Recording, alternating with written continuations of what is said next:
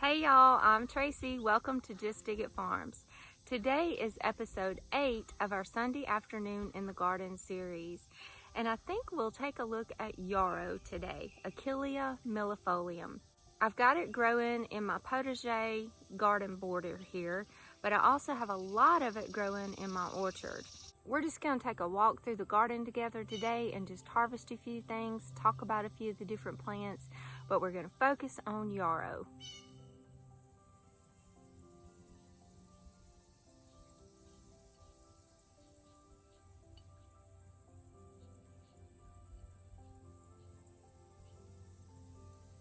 This is one of my medicinal roses. This is Katy Road Pink.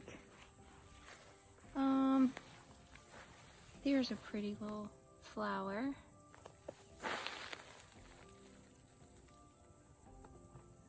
As you can see, I have not deadheaded this rose.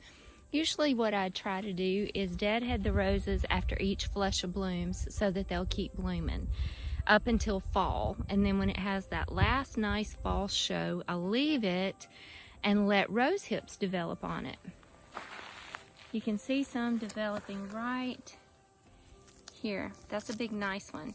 This is one of the reasons why I've chose Katy Road Pink to go in my medicinal garden, is because she makes these beautiful big rose hips, and also because Katy Road Pink is like a single petaled, open centered rose. And this is the kind of rose that honeybees love. They like roses that are single petaled and open centered like this so that they can get to the nectar. Now, old roses that are double, full, and thick blooms, honeybees really aren't attracted to those. So Katy Road Pink is in my medicinal herb garden to attract pollinators, but mostly I'm growing these for these big rose hips, high in vitamin C. I'm getting ready to make my elderberry cough syrup, and I'm gonna add these rose hips to it. This is another one of my roses that I've chosen for the medicinal herb garden. Basye's Blueberry is the name of this one. And it makes nice rose hips, and it has this single petaled open center bloom as well for the honeybees that love it. And I've been leaving this one too. I haven't deadheaded any of the roses in my medicinal herb garden here because I am trying to get these rose hips a little earlier.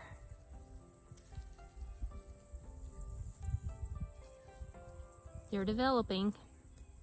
This one's going to be loaded in rose hips. Look here. Look at all these. There, and there, there. Plus they're really pretty. And this rose is Hansa. This is a Rugosa. And it makes nice rose hips too. It's also single petaled, open centered. This one just, the foliage on this just has this cool texture too. There's some rose hips. So primarily, that's why I'm growing these. I chose Rosa Rugosa Hansa, Basye's Blueberry. Right down there, I didn't even show you that one, but that's Old Blush. It makes rose hips. It makes a lot of rose hips. They're just smaller. And then at the end down there by the mullein was Katy Road Pink. So when using roses for medicinal purposes or to make your own beauty products or skincare treatments or things like that, then you want to choose roses that are really, really high in fragrance. So like your damask roses or your old wild roses, the old-fashioned roses that are going to be super high in fragrance are the ones that you want to choose, and also ones that make big, nice rose hips for that vitamin C. I have roses like all throughout my garden, all throughout the potager garden. I have different roses, and mostly the roses that I grow are old, antique, heirloom, old-fashioned roses, and a lot of them are really high in fragrance. And I'll be using some of those roses. I'm gonna harvest some of those petals from a few of those today too that are really high in fragrance. But you don't want to use any roses, the hips, the petals, anything from the roses if they're highly sprayed. If you're fertilizing them with synthetic chemical fertilizers, or if you're spraying them with insecticides and pesticides, you don't want to use those to make your medicine and your beauty products out of. I haven't used anything on any of these medicinal roses except for organic fertilizer. Also, on the border of my potager garden, I haven't used any synthetic chemicals or fertilizers. So I feel safe using those. As we come around to the front border of the potager garden, this little rose is called Maggie. And Maggie is high in fragrance. Very high in fragrance. So I think I'm gonna go ahead and take these. But see how these are double and full? Pollinators aren't really that attracted to those because they have a hard time getting nectar. I'm gonna go ahead and harvest these. I'm just gonna pinch them off right here and dry these flower petals. It makes great tea, beauty products. There's a lot of wonderful medicinal uses for these rose petals. This is my marshmallow plant, which is doing lovely, and hummingbirds are on it a lot. The hummingbirds adore it. I said in my last video, for some reason, I don't know why, I said that this was in the hibiscus family. I don't know why I said that, because it's totally not in the hibiscus family. This is in the mallow family, marshmallow. It's in the mallow family. It's Althaea officinalis, I believe. This plant is mostly used for the root, but you can use the flowers and the leaves of this. But for the majority of the herbal remedies that I have read about it, it calls for the root. I'm going to go ahead and pinch off a few of these flowers and leaves and dry them. But mostly I'm going to wait till next year. I'm going to let this establish some good roots, and I'm going to wait till next year and harvest the root and really focus in on learning how to use the root of this plant.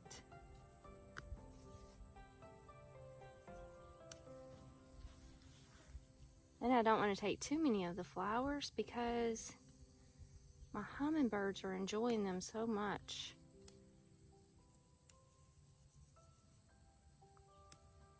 But it's got a lot of new little buds here, so it'll make new flowers.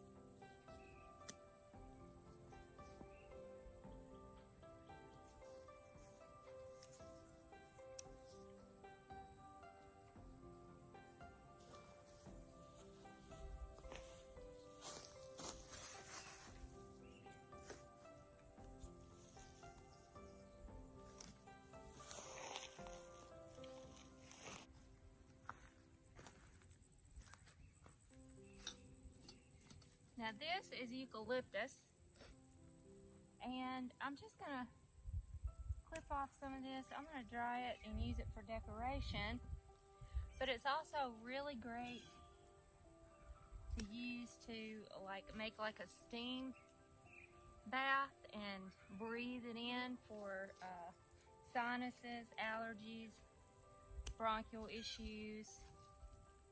I like to take some of these fresh leaves and get me a big pot of water and boil it, get it steaming.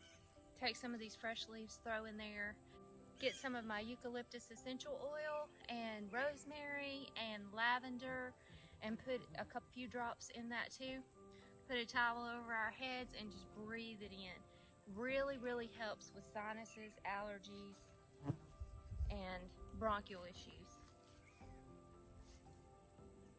But it's also just really beautiful to dry and use as decoration.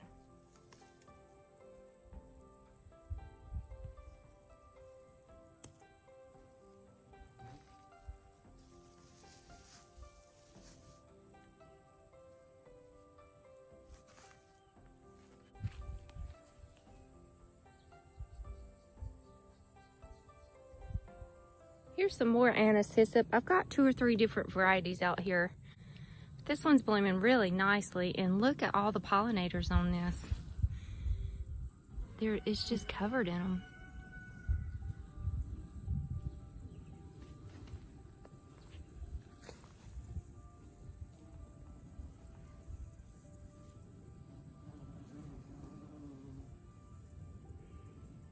It is just buzzing. My lavender is doing awesome. It has a lot of beautiful lavender wands here. Some of them are opened up a lot, like right here, and then some of them are opened up just a little bit. I'm gonna go ahead and harvest both of these and leave all these others and let them develop a little bit more. But I'm excited about this because I use a whole lot of lavender.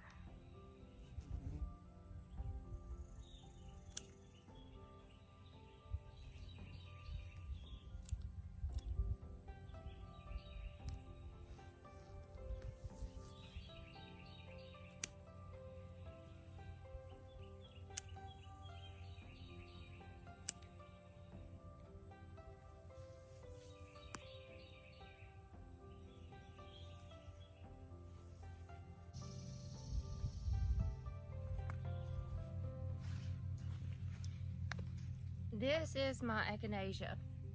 I harvested flowers and leaves earlier this year, and now I've been letting my flowers go to seed, and I'm gonna harvest some of these seed because there's a lot of medicinal properties in the seed itself.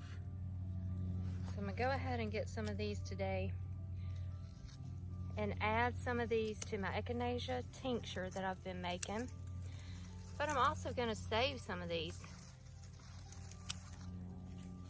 for seed and scatter my seed in more places in the garden and out in the orchard. I'm gonna take some out to the orchard and scatter it all in the berms out in the orchard.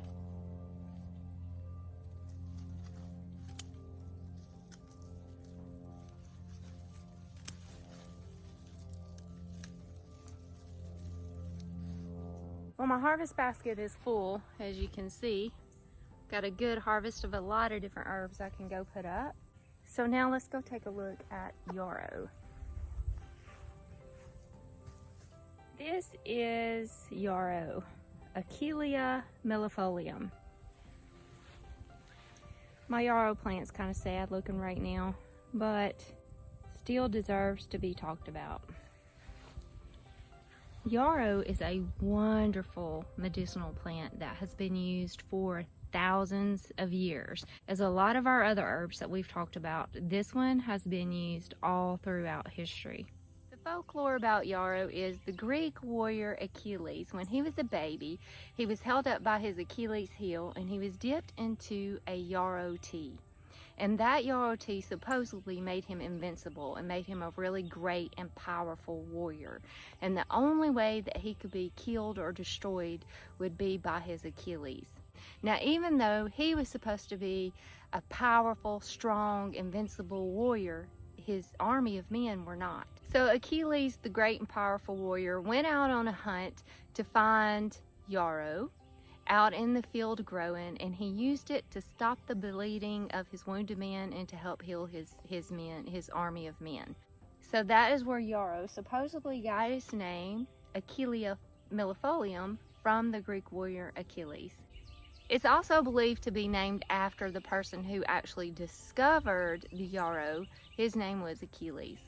So that's just fun history folklore, but it was a very important plant to the Native American Indians. They used it for a lot of different medicinal purposes. And it was used in the Civil War to treat the soldiers, to stop their bleeding and to heal wounds. So yarrow is a very powerful medicinal plant. I love having it in my garden for a lot of different reasons, not just for the medicinal properties, but it is a wonderful garden companion plant. Yarrow is a dynamic accumulator, so it has that deep taproot that goes down into the soil and mines up nutrients into the plant, and it can be chopped and dropped and add nutrients to your soil. So it contributes potassium and calcium, magnesium, they even believe possibly phosphorus and copper. So it contributes those nutrients back into the soil. So it's a great fertilizer plant. It's also a wonderful pollinator plant and a beneficial attractant. It attracts lace bugs, ladybugs, hoverflies. It attracts all kinds of wonderful beneficial insects to the garden, and that's one of the reasons why I have it growing a lot in the orchard. Yarrow also makes a wonderful ground cover plant. It spreads nicely. It's a perennial and it just spreads really nicely and makes a nice ground cover, so like a living mulch. And the more ground that's covered, the less weeds there are. So that's another reason why I use yarrow a lot in my orchard, just to help fill up those spaces in the berm and to help control weeds. And yarrow is easy to grow. It's drought tolerant, it's heat tolerant, it spreads nicely, it's a tough, hardy perennial, and it's just a great, easy plant to grow. It has these beautiful, sweet little flowers. A lot of these are dried, which I'm going to collect and save the seed from. But there's one of the real sweet little flowers. And beneficial, a lot of your beneficial insects like these little tiny flowerlets. And it has a really neat and interesting texture with the leaves. So I'm just gonna harvest a few of these leaves because I don't have a whole lot out here right now. And some of these flowers.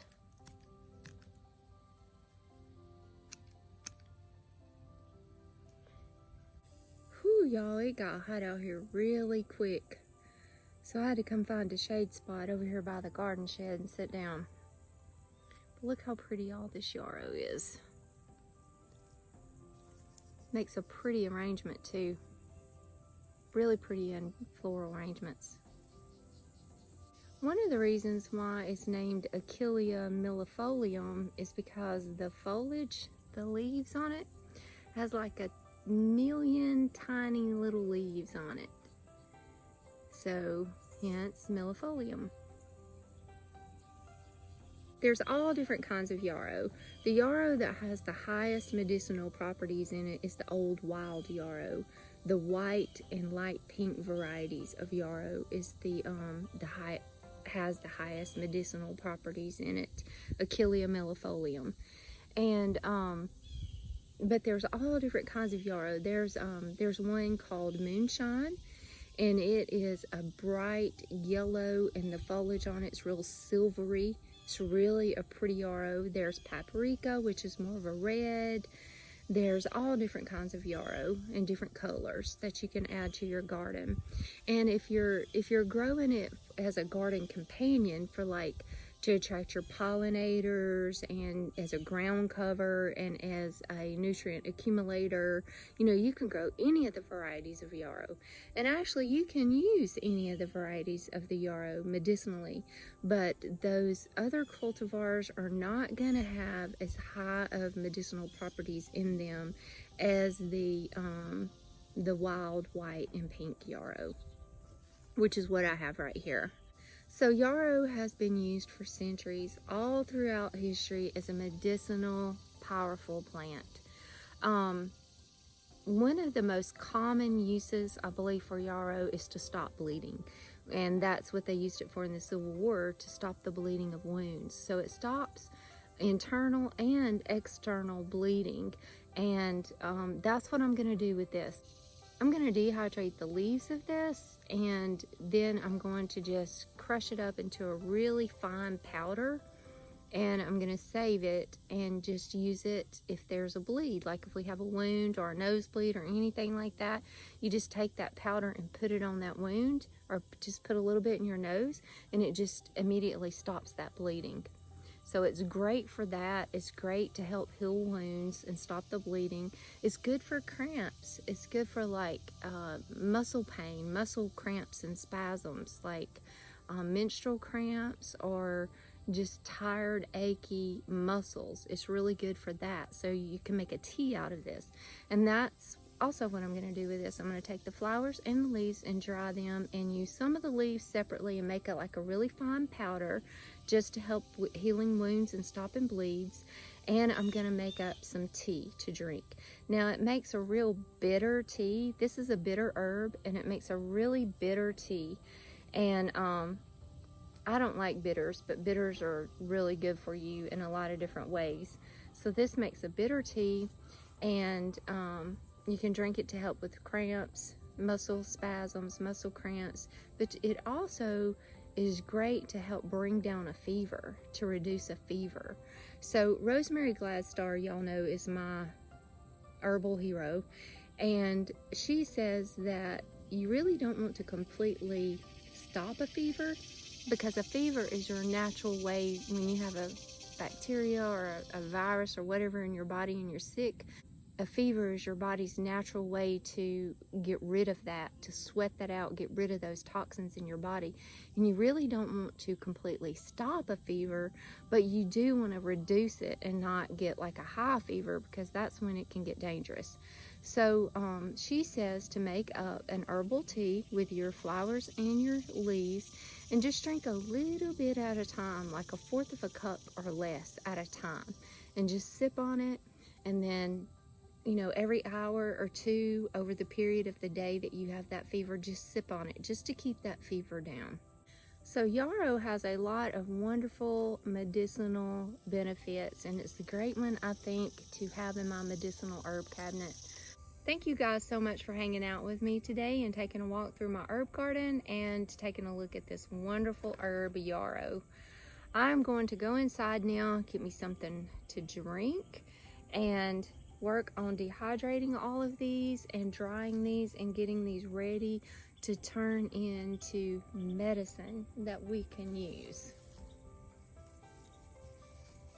If you guys are enjoying our Sunday afternoon in the garden together video series, please hit the like button. YouTube likes it when you hit that like button. They'll share our videos more. And if you are new to our channel and you have not subscribed, please go subscribe and join our community. We have a wonderful little community here of like-minded people who love gardening and herbs and farming and sustainability and design, and we just have a great group here. I think I really enjoy everybody's comments and getting to know each other through social media. So y'all, please go subscribe and join us on our farm journey.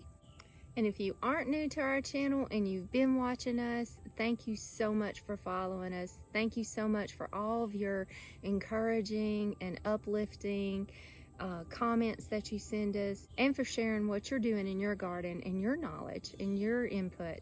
I pray that everybody has a wonderful week this week. I pray for favor, for increase, and for blessing for every single one of y'all. I pray that God blesses your path and everything that you do.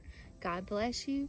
Y'all have a beautiful week, and I will catch you on the next video.